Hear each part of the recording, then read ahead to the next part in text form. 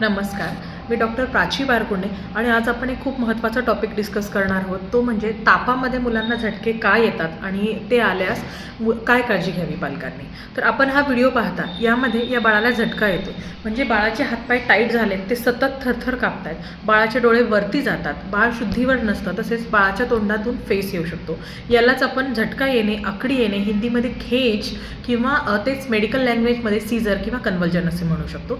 सगळ्यात पहिला महत्त्वाचा प्रश्न की बाळाला अशी आकडी का येते आणि कोणत्या वयोगटामध्ये येते. तर बाळाला कडक ताप चढल्यावरती की 100, 101, 102 असा ताप चढला आणि त्याच्यावरती लवकर ट्रीटमेंट नाही दिली गेली, बाळाला जास्त वेळ तापामध्ये ठेवले गेले, तर त्याचा तो ताप मेंदूपर्यंत जातो, म्हणजेच मेंदूवर त्याचा परिणाम होऊन अशा प्रकारची आकडी लहान मुलांना येते.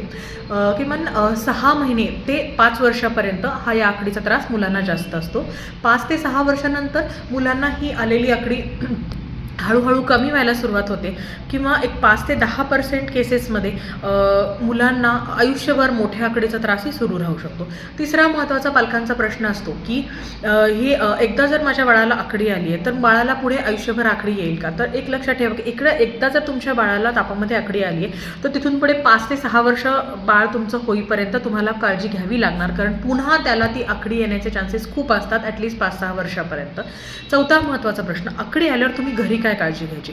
तर आता आपण व्हिडिओ बघितलं तसे जर हालचाली आपल्या बाळाच्या आपल्याला दिसत असतील तर सर्वप्रथम बाळाला लेफ्ट लॅटरल म्हणजे डाव्या अंगावरती झोपवा. बाळाच्या तोंडात किंवा नाकात काहीही देऊ नका. अशा वेळेला बाळ शुद्धीवर नसते, त्यावेळेस त्याच्या श्वसन नलिकेमध्ये अन्नकण किंवा काहीही गोष्ट चोक होण्याचा खूप धोका असतो.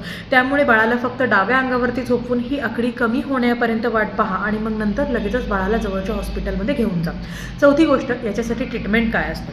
तर ज्यावेळेस बाळाला तापामध्ये फिट येण्याचं रोगनिदान होतं तेव्हा तुम्हाला डॉक्टर पॅरासिटेमॉल सोबत एक ठराविक गोळी देतात. ती पुढच्या वेळेला कधीही तुमच्या बाळाला ताप येईल तर आकडी येईल किंवा नाही येईल अशा वेळेला प्रत्येक वेळेला पॅरासिटेमॉल सोबत तुम्हाला ती गोळी द्यायची आणि जवळ 5 दिवस त्याचा कंपल्सरी कोर्स हा पूर्ण करायचा आहे. तसेच पुढच्या वेळेला जर घरी आकडी आली तर डॉक्टर एक स्पेशल प्रकारचे ड्रॉपसुद्धा तुम्हाला देऊ शकतात, स्प्रे तुम्हाला देऊ शकतात जो तुम्हाला दोन्ही नाकामध्ये बाळाच्या टाकायचा आहे घरी जर बाळाला आकडी आली तर, ज्याने ती आकडी लगेचच कमी होईल.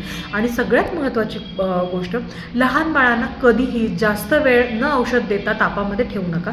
औषध दिल्यानंतरही ताप तसाच असेल तर अर्धा 1 पाऊण तास औषधाचा इफेक्ट होईपर्यंत कापडाने बाळाचं अंग पुसून घेऊन बाळाचा ताप कमी करा. हे सगळ्यात महत्त्वाचं आहे बाळाला ही आकडी न येऊ देण्यासाठी. धन्यवाद.